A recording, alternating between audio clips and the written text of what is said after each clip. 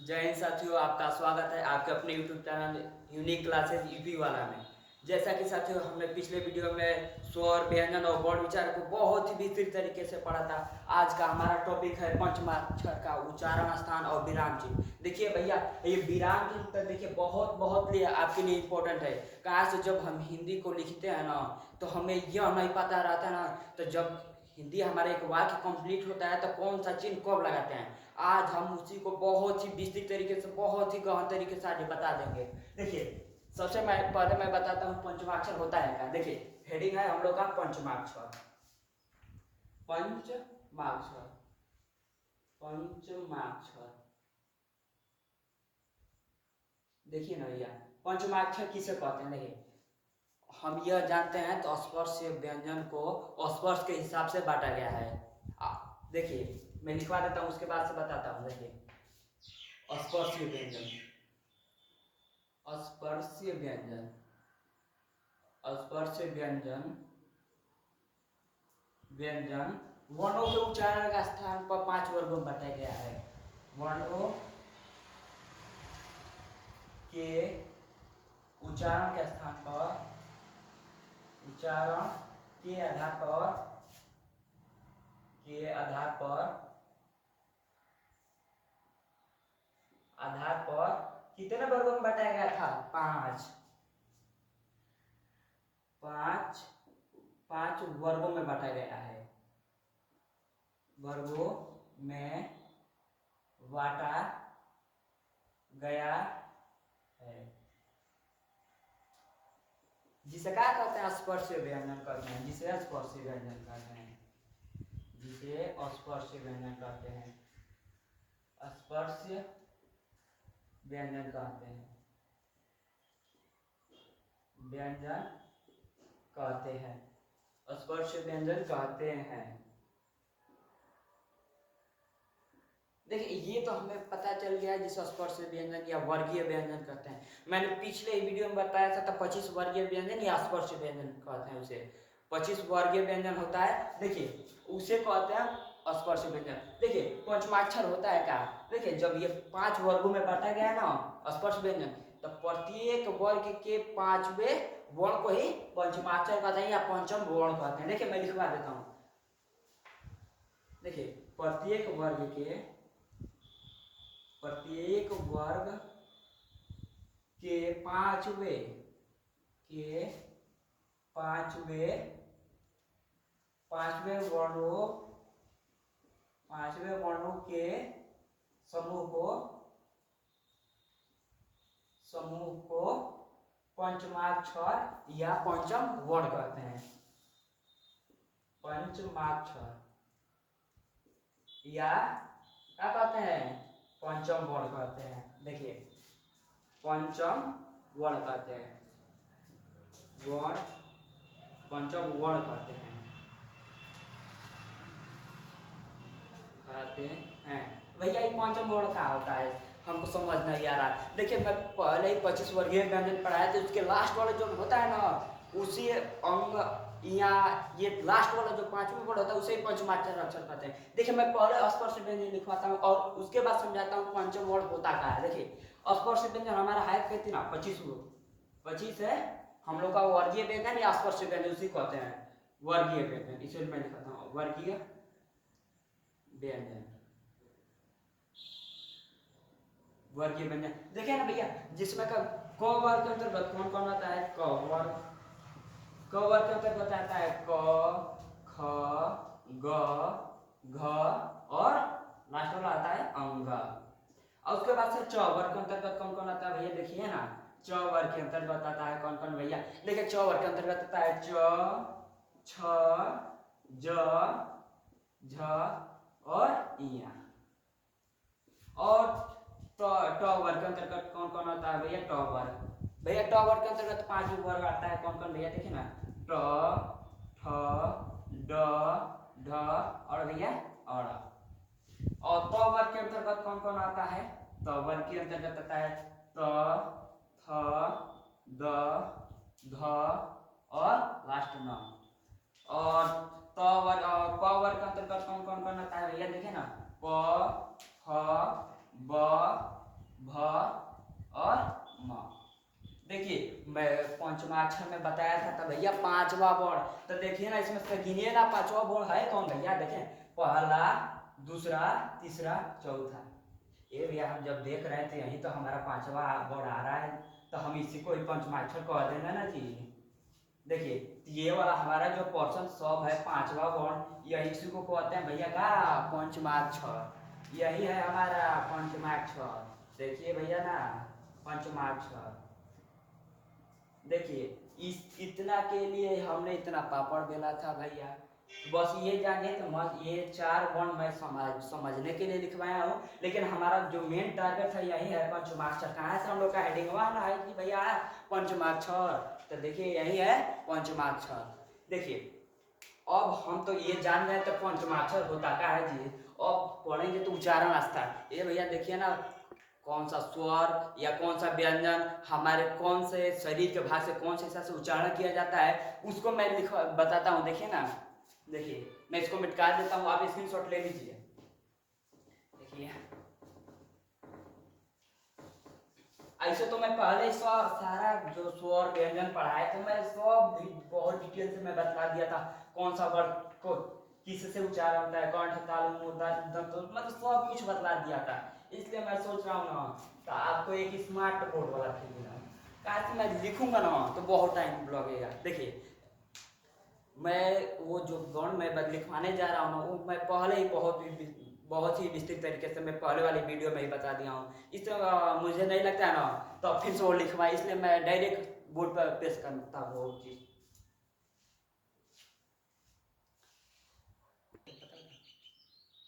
देखिए जी भैया जी, ये हम आपको फिर का दिला दिए भैया स्मार्ट बोर्ड वाला फिर। अब ये वाला फिर मत सोचिए जो अभी भारत और पाकिस्तान का लड़ाई हुआ था तो गाना लगा दिए हैं, तो कौन फिल्म वाला है ना गाना पवन सिंह वाला, वो फिल्म मत समझिएगा, ये दूसरा फिल्म है, स्मार्ट बोर्ड वाला फिल्म है। देखिए जी हाँ भैया अब ये तो हमको पता चल गया था, हम पंचमाक्षर तो पढ़ लिए हैं जी।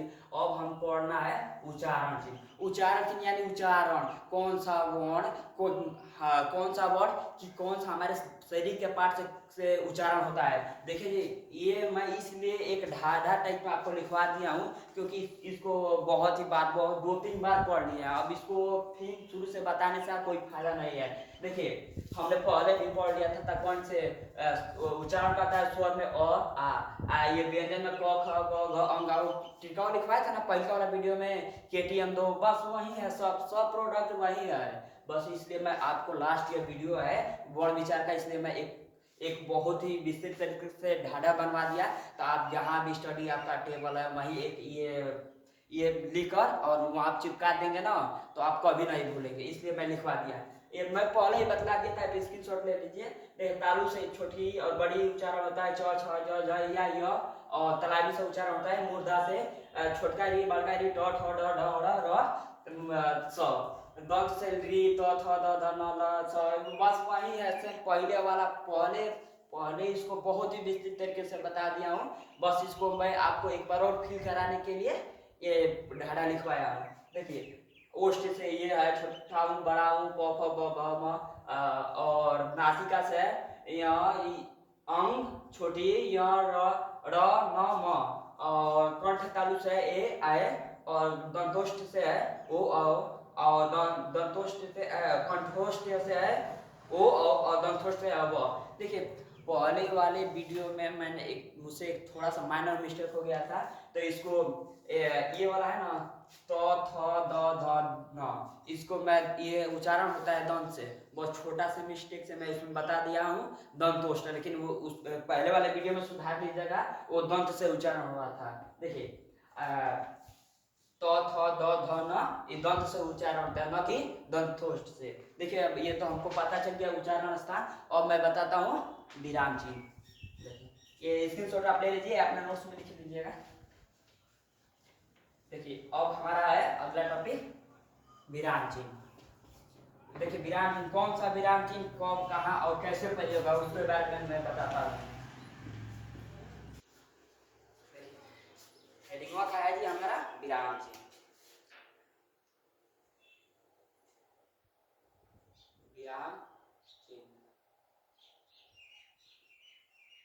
ये तो हमारा हेडिंग हो गया विराम चिन्ह। देखिए विराम, विराम से आप समझ गए हैं, जो विराम सब सुन कर आती, विराम मतलब रुकना, विराम मतलब रुकना, लेकिन हमारा विराम मतलब रुकना, लेकिन हमें पढ़ना है विराम चिन्ह, यानी कब, जब वाक्य के बीच में या अंत में कब, कहाँ और कैसे विराम चिन्ह लगेगा, हमको वो जानना है। देखिए देखिए मैं लिखवाता हूँ,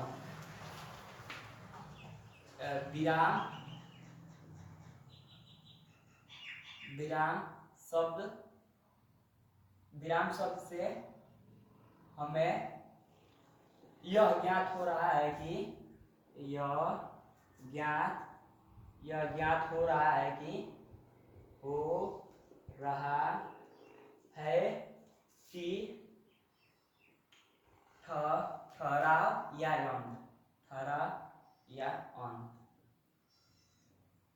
देखिए मैं ये आपको बस समझाने के लिए लिखवा रहा हूँ, लेकिन ये इसका मेन डिफिनीशन इसका वो मायने नहीं रखता है, तो डिफिनीशन आप याद रखेंगे नहीं रखेंगे, लेकिन ये आपको पता होना चाहिए कि कौन सा विराम चिन्ह को क्या कहते हैं। देखिए लिखित भाषा में,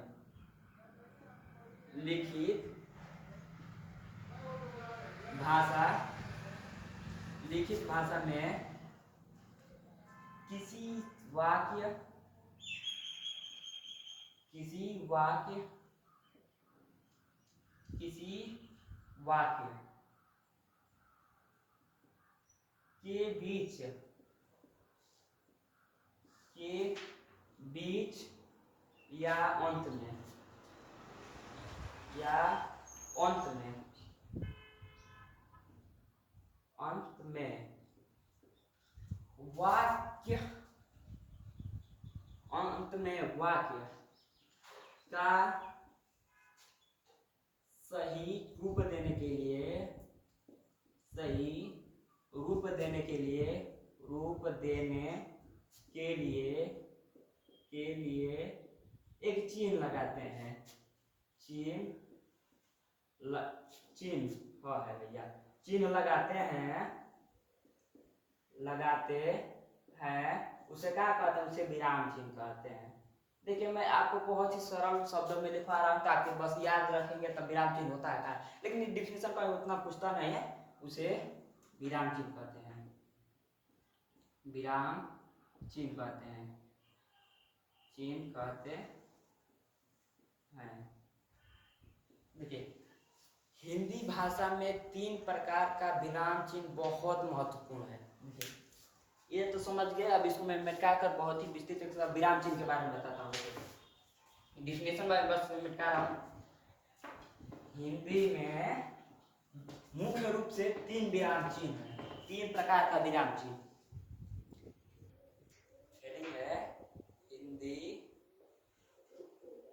हिंदी में मुख्य रूप से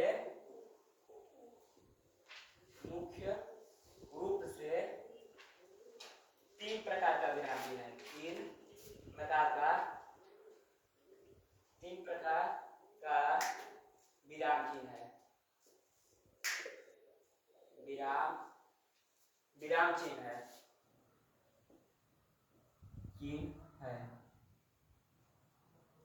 देखिए विराम चिन्ह हम लोग का जानना बहुत जरूरी है। क्यों जानना जरूरी है? देखिए हम कहीं जाते हैं तो कोई बोल देता है फलाना का हाल बात, हमनी के कभी कभी चलते चलते भी बोल देते हैं हाँ तो ठीक बा, या हम लोग कभी रुक कर भी बोलते हैं, सच समाचार लेते हैं। देखिए हम लोगों में ज़्यादा अधिकतर होता है तो कोई जाता है रोड से या कहीं पर भी तो हम लोग को कोई बोलता है क्या हाल है, तो हम लोग बोल देते हैं ठीक है, ऐसे ही बोल कर चल जाते हैं। लेकिन यही बतिया औरत समय जब बोलता है, जब देखते हैं ना तो कोई बोल देता है तो भरे कोई भी काम करती रहेंगी ना तो वहाँ पर रुक कर पूरा 10-20 मिनट आधा घंटा पूरा वो अपने में बात करेगा, दुख सुख जो भी होगा वो पूरा मतलब अपने में एक होता है ना, तो हम लोग के यहाँ समाज तक वो बैठ कर पूरा अपना मतलब जो भी दुख सुख होता है यहाँ वहाँ का सब बात करते हैं। लेकिन हम लोगों में होता क्या है, तो कोई बोल दे फलाना का हाल बात, हम लोग कहते हैं ए ठीक बा, ऐसे ही बोलकर हम लोग चल जाते हैं। देखिए तो वही जानना हम लोग का जरूरी है। देखिए अब हम लोग थोड़ा रुके हैं तो वहाँ पर कौन सा चिन्ह लगेगा, अब वो लोग तो पूरा रुक गई है, पूरा दुख सुख हो रहा है, वहाँ कौन सा चिन्ह लगेगा। जैसे हम लोग बोलते हैं ना ठीक है, बस वहां से थोड़ा सा हम लोग का विराम हो रहा है, लेकिन वहीं पर औरत सब होती है तो बोल देते "ए, फलानी का हाल बा", तब वहां सब रुक कर पूरा क्या कहते हैं गौवा में चल गो ना, तो दुका दुका कुल होता है ना, वही सब करने लगती है। लेकिन वो सब हमको वो सब नहीं पढ़ना है, हमें विराम चिन्ह पढ़ना है। देखिए पहला विराम चिन्ह क्या है भैया, देखिए पहला पहला विराम चिन्ह, विराम चिन्ह चिन्ह देखिए विराम चिन्ह के अंतर्गत कौन कौन आता है, देखिए ना भैया जी, हम और अल्प विराम आता है, अर्ध विराम आता है, पूर्ण विराम होता है, लेकिन हम उसको डिनोट किससे करते हैं, देखिए ना जी, पहला ए नंबर आता है अल्प विराम, अल्प विराम, अल्प विराम। देखिए ना अल्प विराम को कैसे लिखते हैं, बस एगो ऐसा लगा कर खींच देते हैं, इसे हम क्या कहते हैं, अल्प विराम। अब यही बी नंबर हमको देखिए भैया अर्ध विराम किसे कहते हैं, अर्ध विराम, विराम। देखिए ना ऐसे तो लिखते हैं, लेकिन अगर टोपी या फिर कपड़ा पे बिंदु दे देते हैं, इसे क्या कहते हैं, अर्ध विराम। और सी नंबर आता है पूर्ण विराम, पूर्ण विराम। इसका ज्यादा यूज कौन करता है भैया, लड़कियां सब, यही होता है पूर्ण विराम, तो पूरा रुक कर आप वहां से वाक्य खत्म हो जाते, कहते हैं ना राम घर जाता है, जाता है मतलब वहां बात अब कंप्लीट हो गई, वहां हम पूर्ण विराम लगा देते हैं। देखिए तो हो गया विराम चिन्ह। और बातें हैं अब का भाव, भाव बोधक के आधार पर विराम चिन्ह कौन कौन होता है, कौन कौन सा चिन्ह होता है, देखिए ना भैया, भाव बोधक चिन्ह 2 नंबर आता है, भाव बोधक, भाव बोधक चिन्ह। भैया भाव भाव मतलब चेहरे के एक्सप्रेशन से इसका पहचान करेंगे भैया।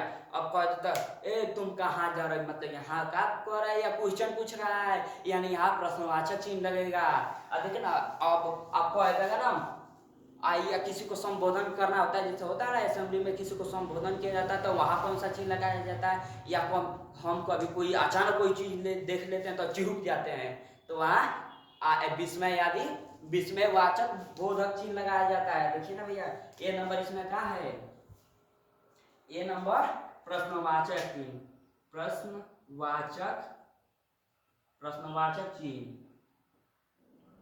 अब भैया प्रश्नवाचक चिन्ह को डिनोट का काम से करते हैं, तो बस यहाँ एगो बंसिया लगा के नीचे एगो बिंदु लगा देते हैं, यही ना है हमारा प्रश्नवाचक चिन्ह। अब बी नंबर आता है का भाव, ये तो हो गया संबोधन, संबोधक बोधक, संबोधन, संबोधन, संबोधन चिन्ह।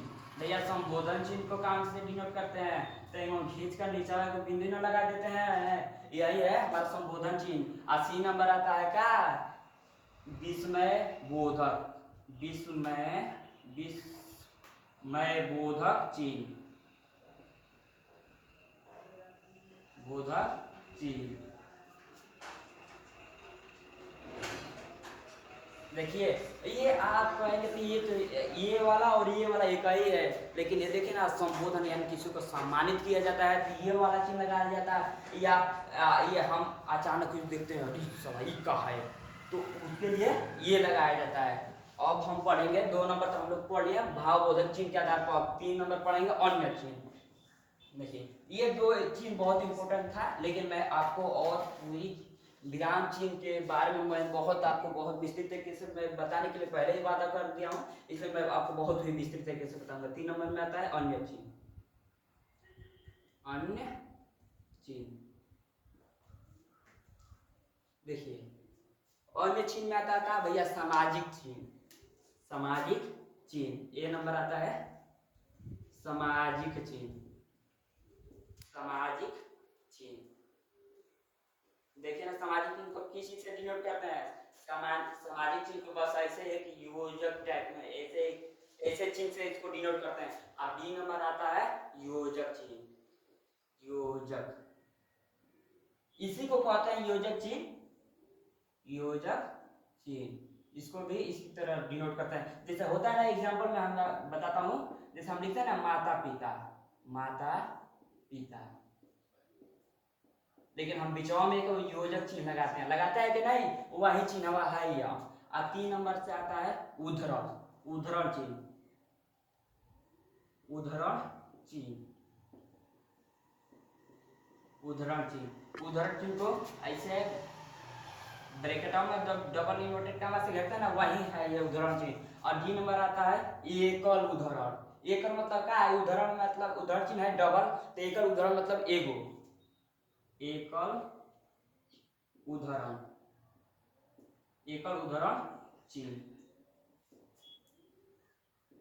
एकल उद्धरण मतलब एगो, एक सिंगल इन्वर्टेड कॉमा। अब डी नंबर आता है क्या भैया, डी नंबर ई नंबर होता है छोटा कोष्ठक, छोटा कोष्ठक, छोटा कोष्ठक देखिए ना भाई, छोटा कोष्ठक, छोटा कोष्ठक किससे डिनोट करते हैं, ये होता है इसके बाद ये एफ आता है, एक बड़ा कोष्ठक, बड़ा कोष्ठक, बड़ा कोष्ठक, बड़ा कोष्ठक को डिनोट करते हैं ऐसे से।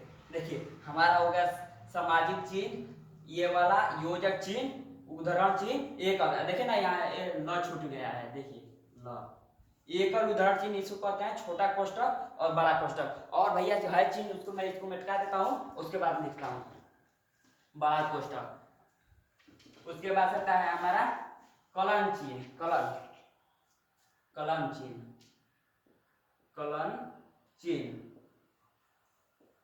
कलन चिन्ह, कलन चिन्ह को किससे डिनोट करते हैं, तो बस ऐसे कलन चिन्ह को डिनोट करते हैं। उसके बाद से आता है क्या भैया, हम कहते हैं तारा, तारा, तारा चिन्ह, तारा चिन्ह को किससे डिनोट करते हैं, तारा चिन्ह, या हम कह सकते हैं तारा चिन्ह, इसको इससे डिनोट करते हैं। भैया तारा चिन्ह क्या होता है, हम जब होता है ना पहले था कीपैड मोबाइल, उसमें से जब हम बैलेंस किसी का चेक करना होता था तो हमको आता था स्टार 121 हॉच, भैया किसका होता था, शायद वोडाफोन का, तो मुझे उतना याद नहीं है, वही वाला है स्टार, या इसे हिंदी में कहते हैं तारा चिन्ह। उसके बाद से आता है संक्षिप्त चिन्ह, संक्षिप्त चिन्ह, संक्षिप्त चिन्ह ऐसे, या ऐसा हम कहते हैं शून्य चिन्ह, शून्य चिन्ह। इसको किससे डिनोट करते हैं, जीरो, जैसे होता है ना ओ या जीरो। अभी पहले काफी होता है का, जैसे लिखा होता है ना कहीं प्रोप्राइटर, लेकिन हम प्रोप्राइटर पूरा ना लिखकर जैसे प्रो लिखकर एगो यहाँ जीरो लगा देते हैं, यही है संक्षिप्त चिन्ह। चाहे हम लिखते हैं ना डॉक्टर, डॉक्टर लिखते हैं ना, तो डॉक्टर पूरा ना लिखकर ऐसे लिखा डा लिखा एगो जीरो लगा देते हैं, इसे क्या कहते हैं संक्षिप्त चिन्ह।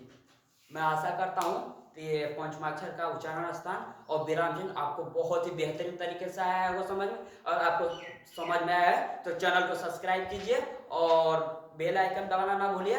और कमेंट, अगर आपको इस वीडियो में कुछ भी समझ नहीं आया है तो नीचे कमेंट बॉक्स है, कमेंट बॉक्स में अपना कमेंट लिखिए, आपकी समस्या का समाधान अगले वीडियो में किया जाएगा। चलते हैं, जय हिंद जय भारत।